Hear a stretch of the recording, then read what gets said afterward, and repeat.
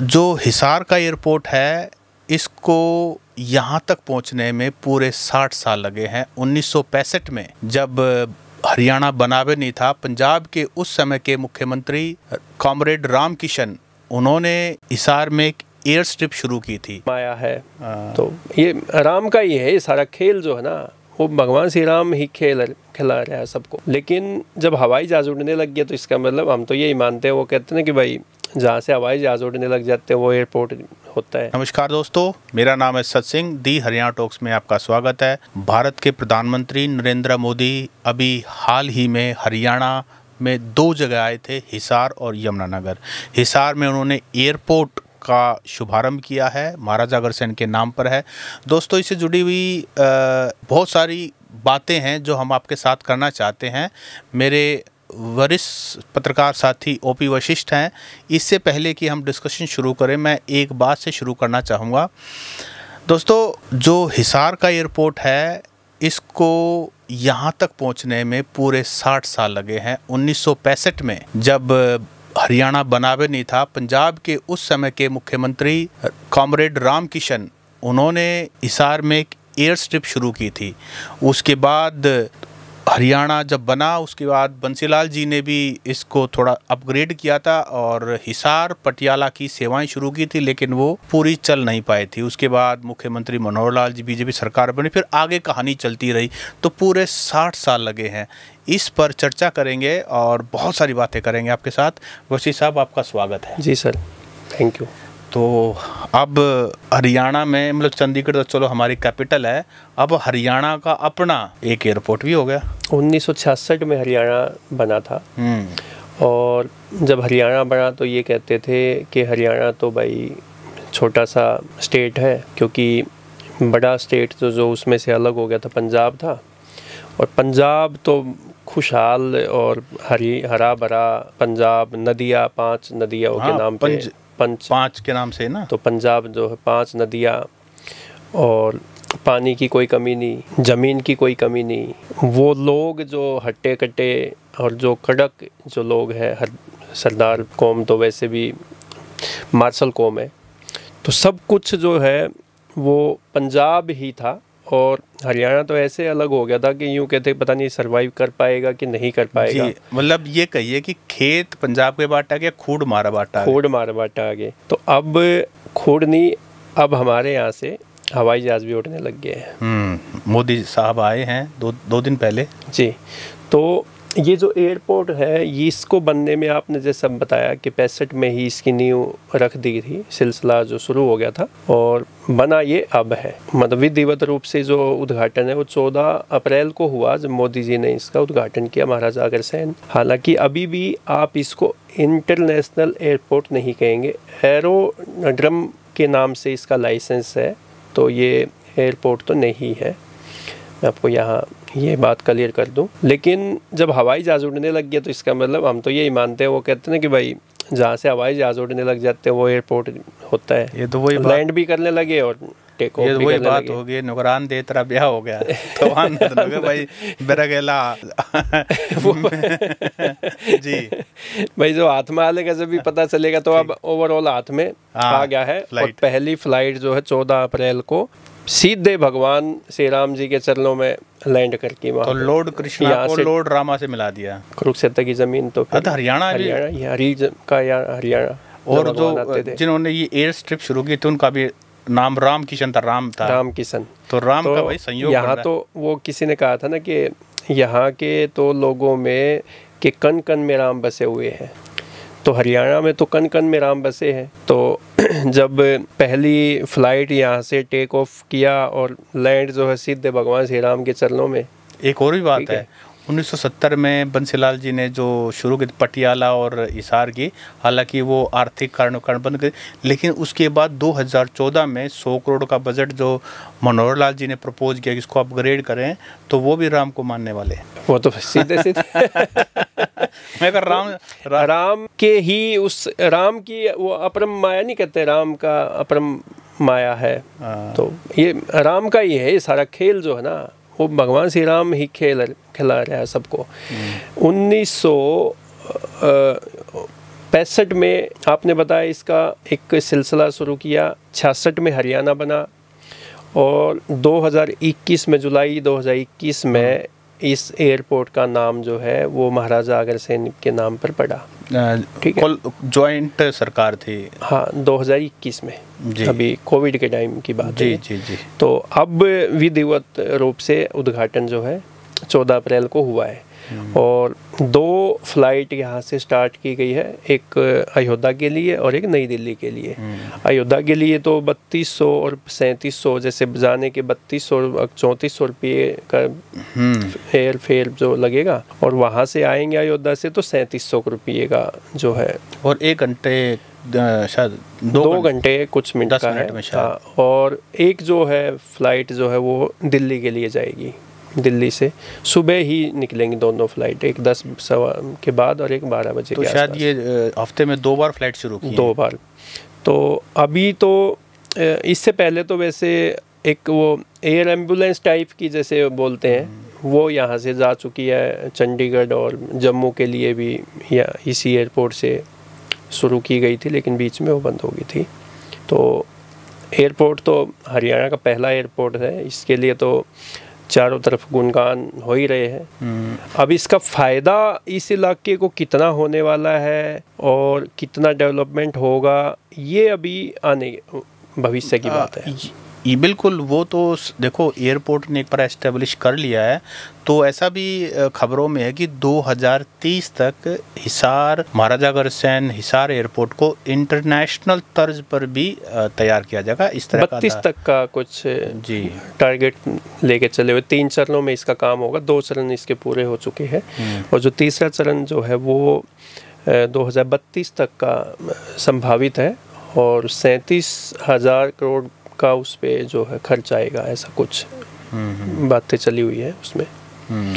तो ये 7200 एकड़ ज़मीन है जो एयरपोर्ट के आसपास की है, जिसमें से 4200 करोड़ के लिए जो है कल जो चंडीगढ़ में मुख्यमंत्री ने एक उच्च स्तरीय बैठक ली है, जिसमें नागरिक उड्डयन मंत्री विपुल गोयल भी थे और चंडीगढ़ के सभी उच्च अधिकारी थे। तो उसमें ये है कि जो एयरपोर्ट जो बना है अपना हिसार में, इसके जो आसपास की जो ज़मीन है उसमें आईएमसी डेवलप की जाएगी, जो औद्योगिक मैन्युफैक्चरिंग क्लस्टर बोलते हैं इसको। तो वो बनेगा, तो उससे क्या है कि काफ़ी डेवलपमेंट हो जाएगी वहाँ उस इलाके में, हिसार में, जो वैसे भी औद्योगिक नगरी पहले भी कहते रहे हैं। और हिसार अभी तक तो जिंदल के नाम पे ही हिसार की पहचान थी, जिंदल स्टील्स के नाम से, और हरियाणा में तो जिंदल ही था सब कुछ। अगर बात करें उद्योग के मामले में तो जिंदल से बड़ा कोई उद्योगपति हरियाणा में हुआ नहीं है, और हिसार की तो पहचान ही जिंदल के नाम से थी। अब महाराजा अग्रसेन के नाम पे तो पहचान हो गई है, जो उनके आराध्य ही हैं एक तरह से। उनका जो नाम आया, जो वैसे समाज अग्रवाल समाज है, उन्हीं के महाराजा अग्रसेन जो है। हालांकि महापुरुष तो सभी के होते हैं तो, जी। लेकिन एक बात कहने वाली तो ये जो टाउनशिप, जो औद्योगिक मैन्युफैक्चरिंग जो क्लस्टर बनने की जो सरकार की जो योजना है, परियोजना है, उसमें अगर वो डेवलप होती है तो सतसिंह जी, मैं यहाँ पे ये ज़रूर कहना चाहूँगा कि उस इलाके का जो है वो बहुत ज़्यादा विकास हो जाएगा। और जो कल मीटिंग हुई है, कल का मतलब मंगलवार को, उसमें 10,000 लोगों को रोजगार, सीधे सीधे रोजगार मिलेगा अगर ये आईएमसी शुरू हो जाती है तो उसका फ़ायदा तो है, एयरपोर्ट का काफ़ी फ़ायदा है। अब ये बताइए कि हम रोहतक में हैं और रोहतक में हमारे पास अगर हमें एयरपोर्ट पे जाना है दिल्ली वाले पे तो 1 घंटे से ऊपर लग जाता है, और दूसरी तरफ जाए तो हिसार को भी 1 घंटे से ऊपर लग जाता है। लेकिन हिसार में तो सिलेक्टेड है ना, आप सुबह, आपका तो वही है, ट्रेन है इतने बजे छूटेगी और उसके बाद वो छुट्टी तो फिर मिलने की पूरा दिन में। नहीं, अयोध्या जाना है तो हमें, अयोध्या जाना तो देखो ये तो फ़ायदा है, क्योंकि दिल्ली की भीड़ भड़ाके से बच जाओगे आप, और आपको सीधे अयोध्या जाना तो किराया भी बहुत कम है, और आपको हिसार से सीधे अयोध्या, यहाँ से 1 घंटा लगता है, नॉन स्टॉप गाड़ी आपकी जाएगी। हाईवे NH9 जो है वो चकाचक बना हुआ है, आपको 1.25 घंटे में आपको हिसार पहुँचा देंगे, आपका अपना व्हीकल है या जो भी है। और अगर दिल्ली जाओगे तो आप जाम के झंझट में फंस जाओगे। फिर ये आपका बहादुरगढ़ से जो एयरपोर्ट, वो जो द्वारका वाला जो रोड है जो सीधे एयरपोर्ट ले जाता है, वो बन के तैयार तो हो गया है। हाँ, पर वो रोंग साइड चढ़ना पड़ता है अभी नहीं, अब थोड़ा सा, मैं कल परसों ही 2 दिन पहले ही मैं दिल्ली गया था, तो वो अब बन गया है। अच्छा, वो खुल गया है? हाँ, अब खुल गया। अब उसमें सब फराटे के साथ आप जा सकते हो। वो कनेक्टिविटी तो बहुत अच्छी है। उसमें नॉन स्टॉप आपकी गाड़ी जाती है और आप को कोई दिक्कत नहीं है। पहले तो थी प्रॉब्लम काफ़ी। तो इसका क्रेडिट किसको जाता है? ये हिसार में इतना बड़ा, मतलब कई हज़ार करोड़ का प्रोजेक्ट आया है और हरियाणा को भी एक पहचान मिली है, और तो इसका क्रेडिट किसको जाता है? देखो, इसका क्रेडिट तो पूर्व मुख्यमंत्री जो है मनोहर लाल, उन्हीं के समय में, उन्हीं के मुख्यमंत्री के कार्यकाल में ही ये परियोजना सिरे चढ़ी है, और ये पूरा क्रेडिट जो है ये मनोहर लाल जी को ही जाता है। और अब भी केंद्र में मंत्री हैं, और वो अभी भी पूरा पेन ले रहे थे इस प्रोजेक्ट को लेके। तो एक बार जो 2019 में जो सरकार बनी, गठबंधन की सरकार बनी, और जो एयरपोर्ट की बाउंड्री वाल, उसको लेकर के भी कंट्रोवर्सी हुई कि जो बना दी गई लेकिन बिना उसको। चलो, ये तो सत्सिंह जी, जैसे कोई भी प्रोजेक्ट आता है तो उसमें कुछ कमियां भी होती हैं और कुछ अच्छाइयाँ भी होती है। कहीं पे काम रोकने वाले भी होते हैं, कहीं पे काम आगे बढ़ाने वाले भी होते हैं। ये चीज़ें तो टेक्निकली इसमें हम नहीं जाएंगे। मैं इसलिए कह रहा हूँ क्योंकि ये चीज़ें जो हैं विधानसभा में उठी थी, और अभय सिंह चौटाला ने भी इस मुद्दे को उठाया था कि आसपास भी जो ज़मीन है वो भी उस समय के जो मंत्री थे उनके लोगों ने खरीद ली है, और उसमें करप्शन है। इस तरह की चीज़ें विधानसभा तक भी पहुंच गई। देखो सत्सिंह जी, जहाँ पे कोई भी प्रोजेक्ट आता है ना, तो वहाँ पे जो बिल्डर्स होते हैं या प्रॉपर्टी डीलर होते हैं वो सक्रिय हो जाते हैं, और उनकी जो साठगांठ है ना, वो नेताओं के साथ तो होती है, मंत्रियों के, नेताओं के साथ तो, लेकिन उनका जो सबसे ज़्यादा जो उनकी जो लॉबी होती है ना, वो होती है ऑफिसर्स। क्योंकि सारे प्रोजेक्ट है, कोई भी प्रोजेक्ट लेके आएंगे तो ऑफिसर ही लेके आएंगे ना, मंत्री तो बाद में जब कोई पॉलिटिकल माइलेज लेना होता है तब मंत्री आगे उसको या नेता उसको ज़्यादा हाईलाइट करते हैं। नहीं तो जो प्रोजेक्ट अंदर फाइलों में चलते हैं, जो बाहर नहीं निकल पाते, वो तो अधिकारी बताते हैं ना। तो जब अधिकारी और बिल्डर्स, प्रॉपर्टी डीलर होते हैं जो, इनकी बहुत एक ऐसी लॉबी है कि कोई भी प्रोजेक्ट आएगा तो सबसे पहले आसपास के जो बिल्डर है या डीलर है वो सक्रिय हो जाते हैं, और वो उस प्रोजेक्ट के आसपास ज़मीन खरीद लेते हैं कम दाम पे। और पहले तो लोगों को डराया भी जाता है कि भाई यहाँ पे ऐसा प्रोजेक्ट आएगा, आपकी ज़मीन एक्वायर हो जाएगी, ज़मीन एक्वायर होगी तो आपको कोडियों के भाव ज़मीन चली जाएगी। और वो ऐसे सब्ज बाग भी दिखाते हैं लोगों को, किसानों की ज़मीन होती है वैसे तो ये जितनी भी, और किसानों को दिखाया जाता है कि भाई आपकी तो ज़मीन एक्वायर हो जाएगी, ज़मीन एक्वायर होगी तो आपके हाथ में कुछ नहीं आएगा, जो भी इनकी जो राशि है, जो एक ये पहले हुआ भी होता है, हमेशा ये होता है। ये कोई आज पहली बात नहीं है, ये तो आप पिछले कई दशक से आप देखोगे, जो भी बड़ा प्रोजेक्ट आया है उसके आसपास लोगों ने ज़मीन खरीदी है। ये अब तो गुरुग्राम और फरीदाबाद के बाद कुछ समय पहले तक रोहतक में ज़मीन के रेट्स काफ़ी थे, तो आपको लगता है भाई अब वो रोहतक की बजाय हिसार में जो है ज़मीनों के रेट, और वहाँ पर लोग इन्वेस्टमेंट ज़्यादा करने के लिए प्रेफर करें? वहाँ पे ये तो है ही। अब आप ये देखो, जब अयोध्या में भगवान श्री राम का मंदिर बना और वहाँ पे एयरपोर्ट बना, उसके बाद रातों में ज़मीनों के जो दाम है वो कितने गुना बढ़ गए थे। आप ये देखो, वहाँ पे यहाँ के जो हमारे यहाँ के जो धर्मगुरु है, उन्होंने भी वहाँ पे ज़मीनें खरीद ली, कमर्शियल ज़मीनें। आप ये देखो, धर्मशाला बनाने के लिए, वैसे कुछ करने के लिए। और एक दो बाबा तो ऐसे हैं हमारे धर्मगुरु, उनके पैसे लाखों रुपये कोई और ही ले गया ज़मीन खरीदवाने के नाम पे, दिखा दी और उसका बयाना दिलवा दिया, वो सब चीज़ें होगी, वो ज़मीन ही नहीं पाई। तो हिसार एयरपोर्ट बनने से आपको क्या लगता है, हरियाणा में इंडस्ट्रीज़ बढ़ेंगी, हरियाणा में नौकरियां बढ़ेंगी, हरियाणा में खास करके हिसार में, आसपास के ज़िलों में क्या बदलाव आज से 10 साल बाद? क्योंकि किसी भी चीज़ को ग्रो करने के लिए टाइम चाहिए। आने वाला दशक जो है वो कैसा है इसमें? सर देखो, हरियाणा में इंडस्ट्री तो बढ़ते ही जा रही है लगातार। आईएमटी, आप रोहतक में आईएमटी आप देख लीजिए, मानेसर में आईएमटी आप देख लीजिए, खरखोदा में आईएमटी बन गई है, और अब हिसार पहले से ही औद्योगिक क्षेत्र रहा है, तो अब और भी ज़्यादा वहाँ पे इंडस्ट्री लगेंगी, तो विकास तो होना ही है। अब विकास एयरपोर्ट का जो काम है आप जो बता रहे हो उसमें तो बैठने वाले लोगों का देखा जाएगा ना कि भाई वो उनकी जो पॉकेट है वो कितने लोगों की अलाउ करती है। अब भगवान के दर्शन करना तो सब जानते हैं, लेकिन 3200 रुपये की किराए की टिकट दे के वहाँ तक जाना और वो सब करना वो सबके बस की बात तो नहीं है ना। ये तो आम आदमी तो ये है कि ट्रेन में बैठ के जा सकता है। हालांकि हमारे हरियाणा के तो लोगों का एक वो फ़ायदा ये हो गया कि जब भगवान राम का ये अयोध्या में जब मंदिर बना तो सरकार ने ही बसें चला के ट्रेनें चला के फ्री में दर्शन काफ़ी लोगों के करवा दिए। और तो अब वही लोग जो हैं सीधा एयर ट्रैवल मांगेंगे क्योंकि एयरपोर्ट नज़दीक है। वो तो अब तो सुविधा नहीं थी ना पहले, तो उसमें तो 70 जो पैसेंजर है वही आप उसमें एक बार में जा सकते हैं। तो ज़्यादा चलवा दो, उसमें क्या लग रहा है, क्योंकि अब तो शुरुआत है ना और आने वाला टाइम जो है वो मुझे लगता है कि ये बढ़ेगा ही। अगर डिमांड बढ़ेगी तो सप्लाई तो अपने आप ही बढ़ेगी। देखो औद्योगिक मैन्युफैक्चरिंग क्लस्टर बनेगा, उससे रोज़गार मिलेंगे। हवाई अड्डे से एयरपोर्ट से कोई बहुत बड़ा क्रांति नहीं आ जाती, क्योंकि उसमें बैठने वाली जो क्लास है वो अलग होती है। हाँ, उद्योग लगेंगे तो बात बनेगी, अभी नहीं तो इसका कोई ऐसे आम कॉमन मैन कोई इसका कोई फ़ायदा होने वाला नहीं है। अभी 2 दिन पहले ही दीपेंद्र सिंह हुड्डा रोहतक आए थे और उन्होंने कहा कि जो महम के अंदर एक एयरपोर्ट कार्गो एयरपोर्ट आना था वो हमारा छीन लिया गया। हालांकि हमें खुशी है कि हिसार वाला तो शुरू हो गया है।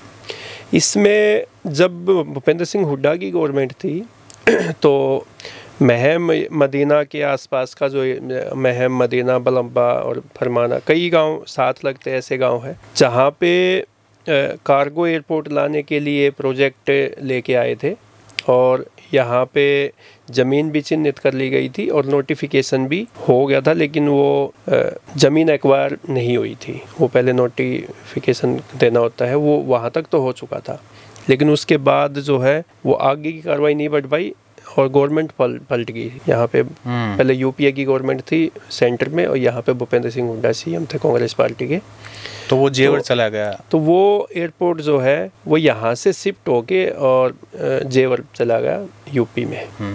अगर महम में एयरपोर्ट बनता अब भी, हालांकि जब पीएम मोदी ने यहाँ पे इसका उद्घाटन किया हिसार एयरपोर्ट का, तो भूपेंद्र सिंह हुड्डा की स्टेटमेंट भी आई है कि ये एयरपोर्ट जो है महम में था, हम लेके आ रहे थे और महम से छीन के वहाँ लेके चले गए यूपी में और अब ये चला है। लेकिन हम तो उम्मीद ये करते हैं कि अंतर्राष्ट्रीय एयरपोर्ट बने। हाँ, और इसको रीजनल कनेक्टिविटी स्कीम के तहत बनाया गया है, क्योंकि जो गुड़गांवा का इंटरनेशनल एयरपोर्ट है इंदिरा गांधी, वो अलग ही लेवल है। उसका लेवल हिसार में बनेगा नहीं बनेगा 2030 में 32 में, वो कहना बड़ा मुश्किल है। लेकिन इसको बनाए भी कि जो हर इंडिया की आपस की जो सिटीज़ हैं उसमें ट्रैवल करना जो है, एयर ट्रैवल करना आसान हो जाए, ये बनाया भी उसी के तहत है। और इससे आने वाले समय में कितना बदलाव आएगा, क्योंकि हर चीज़ जो है वो कनेक्टिविटी पर निर्भर हो गई है। आप ये देखिए, जो नेटवर्क जो जाल बिछाया है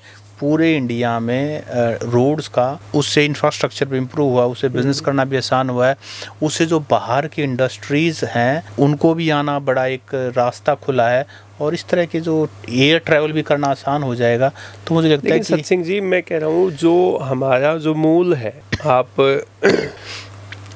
जो देश की जो आर्थिक जो मजबूती है हमारी, वो गांव है और वो खेती है और पशुपालन है। आप एयरपोर्ट बना दोगे, बिल्डिंगें खड़ी कर दोगे, आईएमटी बना दोगे, तो अनाज कहाँ से आएगा? ये भी तो एक संकट है, क्योंकि स्टेट हमारा छोटा सा है। कहीं पे तो सेम की प्रॉब्लम है, पानी इतना जल भराव इतना ज़्यादा है और भूमिगत जो जल है वो उसका स्तर काफ़ी ऊपर आ चुका है, तो वहाँ पे तो कुछ वैसे होता ही नहीं, कोई फसल नहीं होती। जो थोड़ी बहुत जो ज़मीन बची है वहाँ पे अगर इस तरीके की चीज़ें प्रोजेक्ट आने लग गए तो फिर खेती किसानी और अनाज कहाँ से आएगा, वो कैसे बचेगा? देखो, ये भी तो एक ये तो एक रियल इशू है और इस रियल इशू पे सिर्फ हरियाणा ही नहीं, पूरा का पूरा देश इस संकट से गुजर रहा है।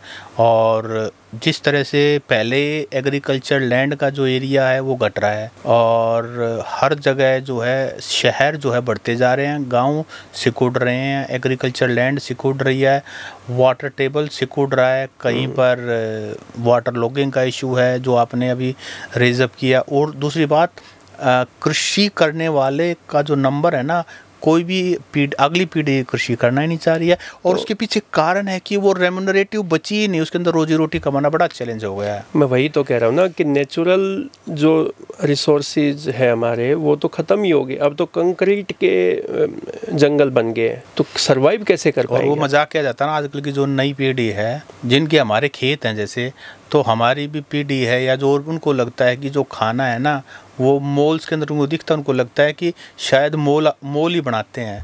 मोल से ही गेहूँ आता है, मोल से ही बाजरा आता है, तो मोल से ही दालें आती है। हाँ, उनको लगता है कि शायद ये खेत में नहीं, ये मोल के अंदर ही अपने आप ही बनता है, कोई मशीन है जो सारी चीज़ें बना देती है। तो हमें जैसे आप IMT की हमने बात की कि भाई मैन्युफैक्चरिंग क्लस्टर आने लग रहा है, हमने एयरपोर्ट की बातें की है, अच्छी बात है, डेवलपमेंट होना चाहिए, लेकिन किसान के लिए भी तो सोचना चाहिए ना सत्सिंह जी। किसान के लिए क्या सोचा जा रहा है? किसान की ज़मीन जो उपजाऊ नहीं रही, आप आज के टाइम में पेस्टिसाइड इतना यूज़ हो रहा है, जल भराव की प्रॉब्लम इतनी ज़्यादा है, उनकी ज़मीन को बचाने के लिए कितने प्रयास हमारी गवर्नमेंट कर रही है, ये भी तो हमें देखना होगा ना आने वाले समय में। देखो, इसमें दोनों बातें हैं। रियल इश्यूज चुनाव के दौरान आम आदमी भूल जाता है। उस समय ना वो शिक्षा की बात करता है, ना ये मुद्दे बनते ही नहीं है, ना स्वास्थ्य मुद्दा बनता है, ना किसान मुद्दा बनता है।